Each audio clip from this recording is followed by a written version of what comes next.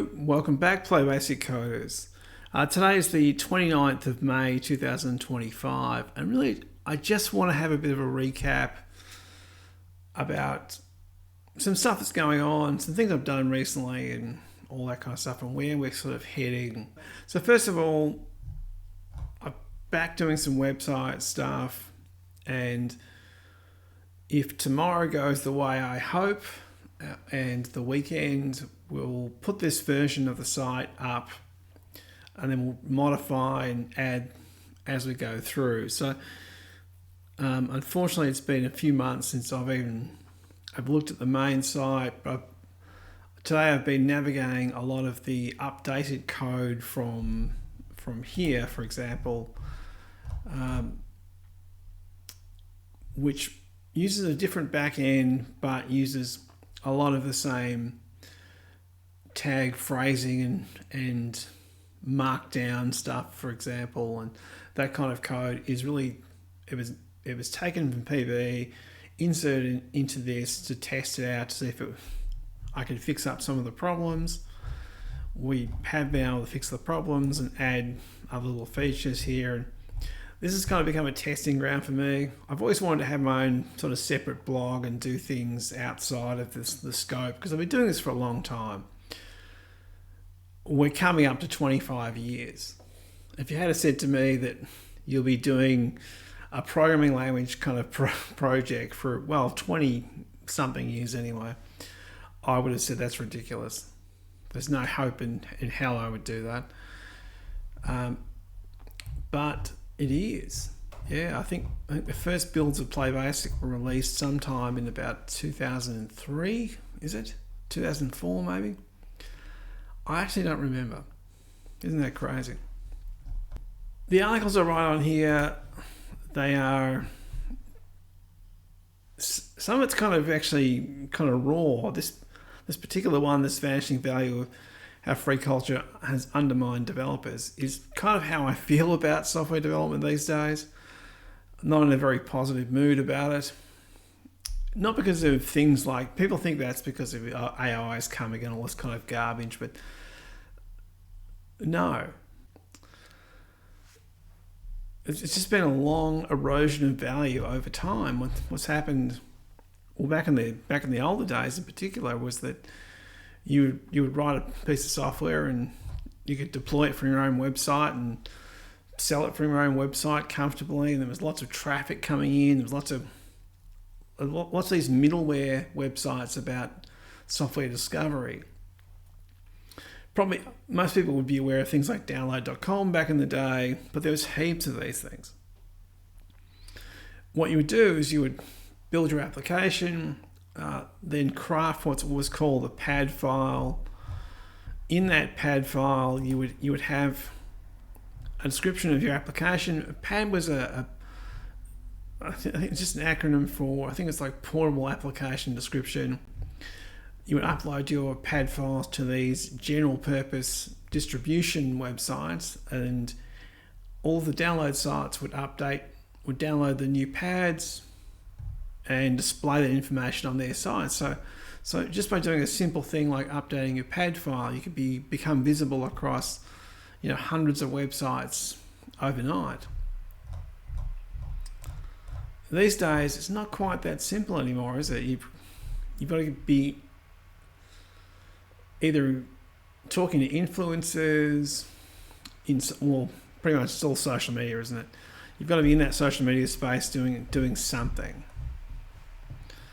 Not quite as much fun. Or it's not quite as easy to do that, because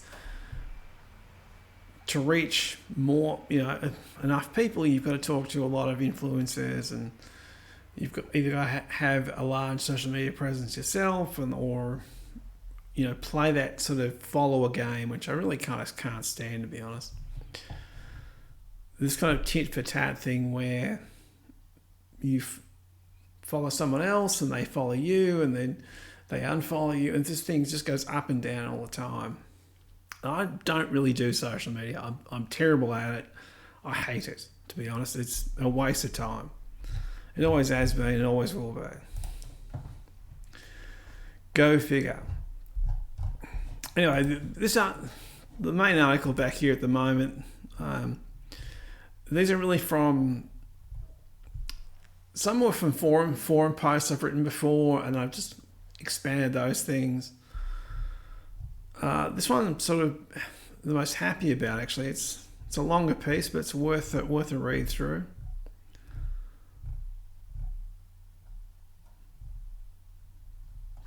The commentary about the polygons, the photorealism stuff, and these are more modern day observations about how things are going in game development and game programming, and where we are with it. I mean, to me, I think we're plateaued in many regards. It'll take a monumental step in performance to get what people expect modern hardware can do and what it actually can do. If you want to shift everything to ray tracing, then you're going to have a lot more than, you can't just issue a new card and go, well, okay, this thing is 10%, 20% faster and we'll double the resolution. That's just not going to work anymore. Particularly now we're at a point where the density of polygons we're talking about, in a mesh like this is nowhere near that, but when you're at a situation where your polygon in world space is really being rendered down to 1 pixel and you've got millions of these things in one mesh, then adding more polygons doesn't help you. Some things I've been doing with programming type stuff beyond the website stuff. So look, the goal is always to get this thing up and running and have it be the current website. There are some problems here I just noticed before of course. Like some of the gallery stuff is not working. Was it gallery? No, source codes might have been. There were attachments in these things, picture attachments that weren't working.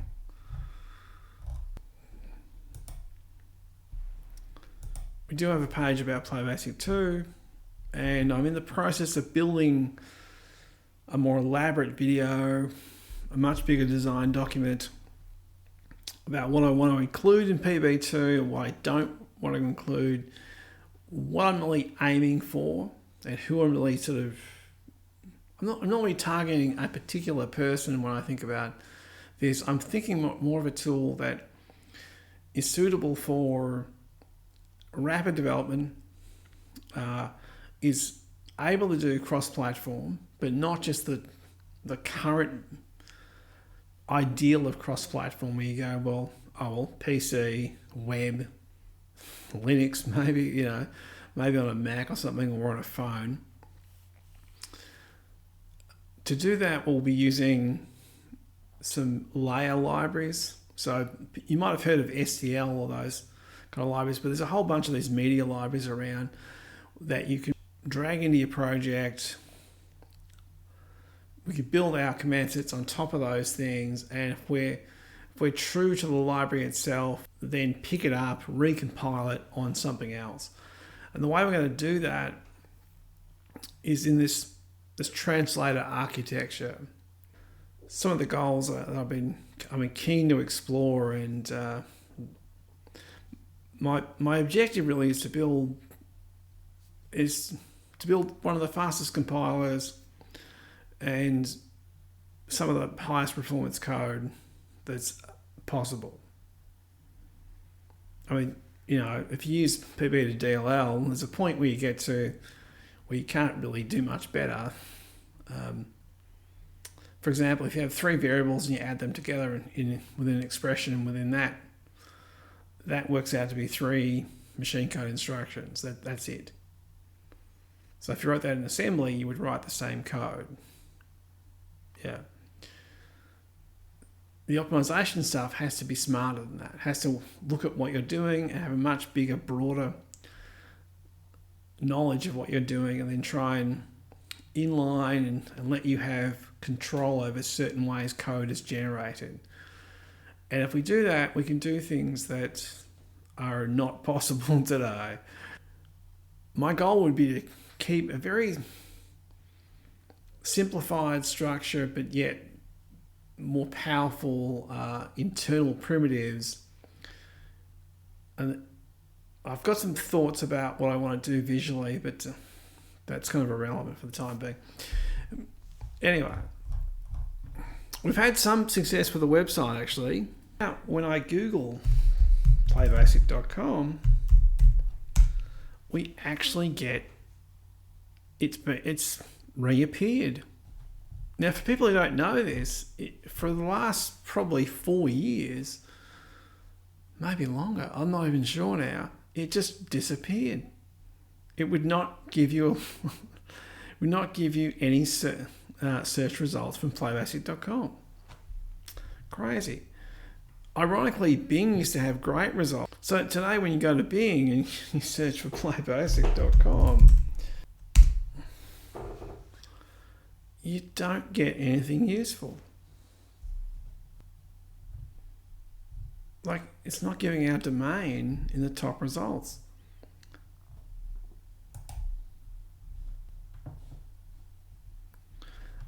So we've finally been re-indexed here, starting to reappear. If you think it doesn't mean much, well, it means that no one can organically find us.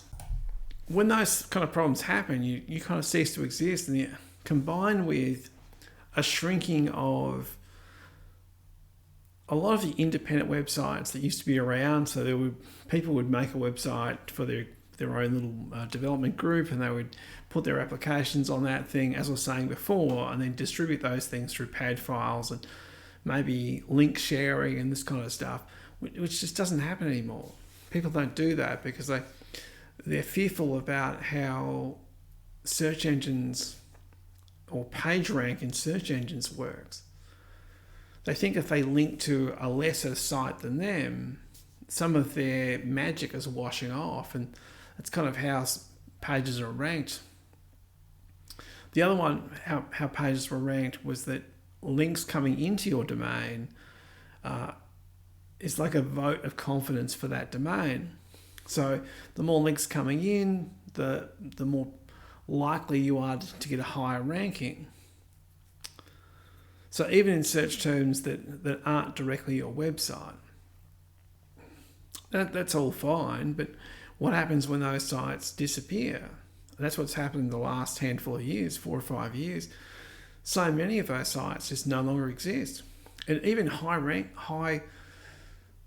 websites, if you think about, a few months ago, the game creators were talking about getting rid of their forums, which would have been, I think, the wrong thing to do. I think they probably should scale them back and make them static, and perhaps just keep some of the best information and make the rest of it downloadable, perhaps, or something.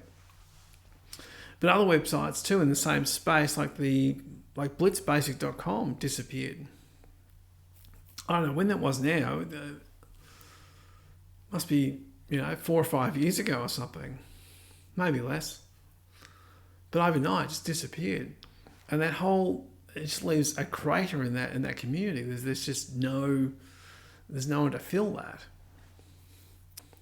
When the product's website disappears, all of the supporting things around that, people pull up shop or either move to social media platforms. So itch.io is now really the place to share independent game production. There's plenty of basic forums around, but what tends to happen these days is people, they don't allow outward links.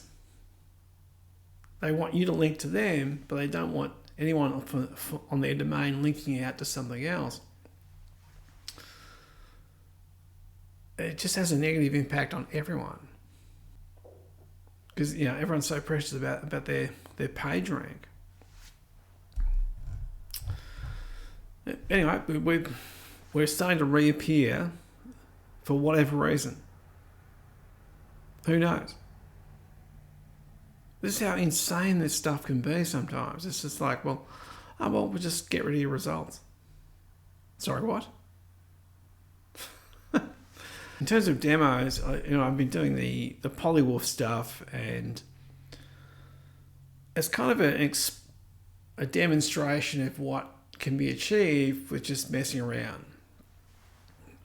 It's kind of the kind of thing that I thought people would do, like making a software renderer in PlayBASIC it's not that complicated, but it's a bit weird,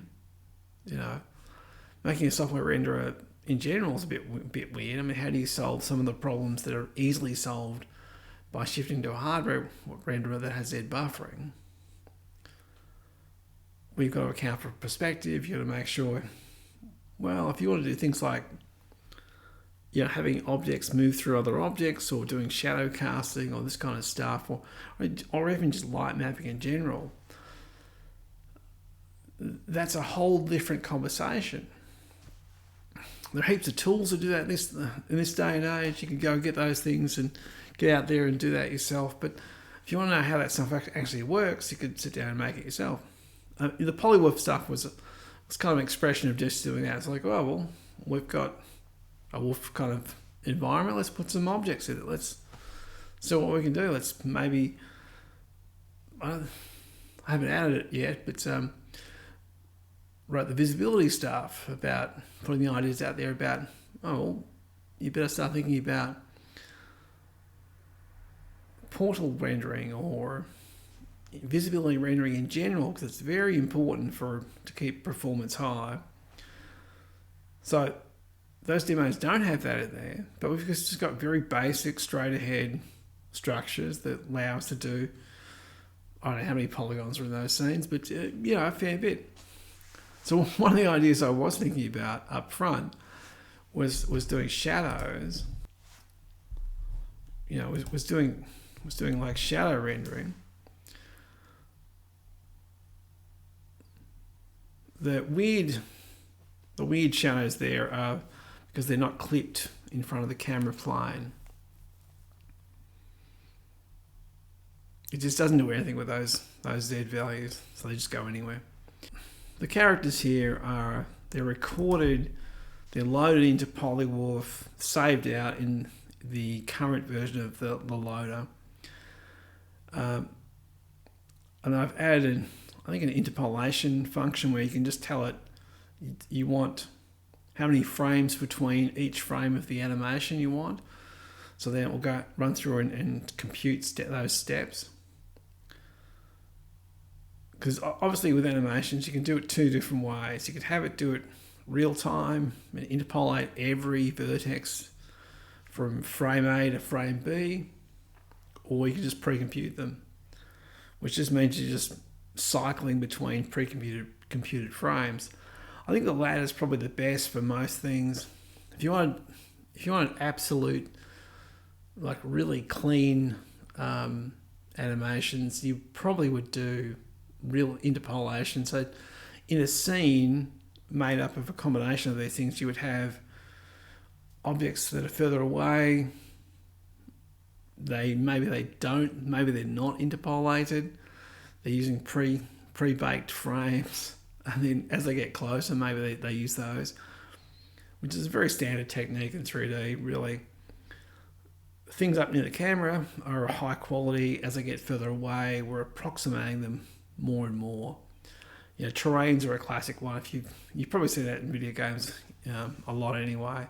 You'll see pop in all over the place, terrains popping in, and there's all these different ideas about fading things in or blending them, whatever. Even shadows are a classic one as well.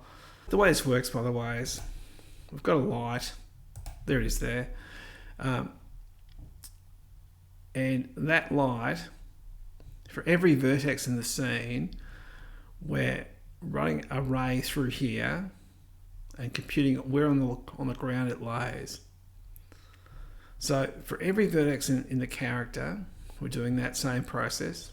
That gives us a new set of vertices that we can then project and then just render them as if they're the object's shape. But all of those faces will be flat on the ground. You probably realise the problem with that is that what if you want to have shadows cast onto other things, well, that's a much more complicated thing to do. So I was thinking more about, I wonder if you could do that in PolyWolf, have like a shadow cast from the character.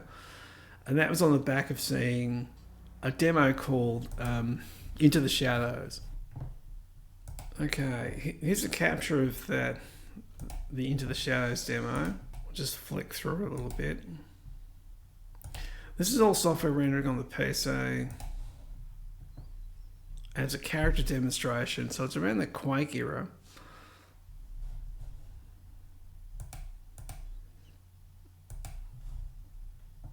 What I was thinking about was, I wonder if their shadow casting is just on the floor, because not on the object itself. Well, I don't think it is anyway. Or it's casting that onto the environment. So things like here,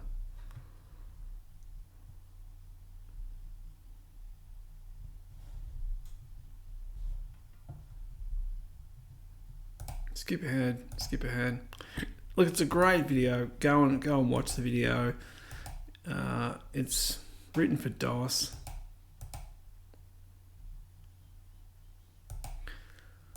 I don't know what kind of animation that is. It's probably vertex animation, which means the frames are baked, but it looks like actual, like limb-based animations. Limbs just give you the opportunity to separate different parts and animate them individually of each other. Whereas if you bake all the vertices, if you have a set of limbs, you can bake the vertices at a position and then at runtime interpolate between where it was the previous frame or where it will be the next frame. But yeah, this is what made me think about doing that. I thought it's a very straightforward thing to do. Let's just chuck it on the ground and see how we go. To do something like, in the PolyWolf sense, a Wolfenstein kind of sense, you would need to have the shadows on the floor, and then they would need to be clipped to the floor, the tiles that they're laying upon, and clipped to the walls as well. So you need two kind of casting approaches, wouldn't you? You need, so if a character walks up against the wall, it's casting a shadow up against there. Another thing I was thinking about too is that what if you had like shadow planes where you had a light inside a room, and then if you went as simple as just like black and white pretty much. So anything in shadow, there's no ambient light, it just was basically black. I think there was a game that did this. I can't think what it's called now. It might have been Thief or those things. It was back in the DOS days. Anyways, yeah, in something like, PolyWolf, I'm throwing a bunch of stuff in the scene just to see how it runs. I was kind of fascinated by the idea of what if you had two, animated objects on a floor, and you could kind of build something like a virtual fighter clone or that kind of thing. Like, the learning experience for doing that is incredible. If you had the character, see if the camera moves in a way. Oh, there you go. So if we had a light source over here, and we would need to draw this running dragon here. It's shadow on the ground, of course, but we have to go up the wall there as well. So that's what I'm talking about. You need to have it clipped against the two planes. But other objects would not be in shadow, so you would need to have some sort of shadow volume where they're not exposed to light. So one way I was thinking about doing it was that if you had a clipping plane, let's say there's a light here on the wall, say, and this, if we had a block behind here or a block in front of that, this was a wall, say, and the character was standing partially visible and partially in shadow, we could make a plane and clip the object vertically as it walks out of the shadow into the light. and it would look like it's actually a real-time thing. And it's not that, like, in terms of computing it, it's not much at all really to do, but that would be recursive. You need to do that for every light source around you. So you couldn't have, I don't know how many objects are in this scene, I have no idea, but you couldn't have more than a handful, I would suspect, running through the old interpreter. Yeah, I mean, you probably could if you went and compile it with PlayBASIC to DLL and then use that, because you're going to get the benefit of that code being accelerated by converting it to machine code. Anyway, I think that's enough for today. Thanks for listening, and I'll see you next time. Bye.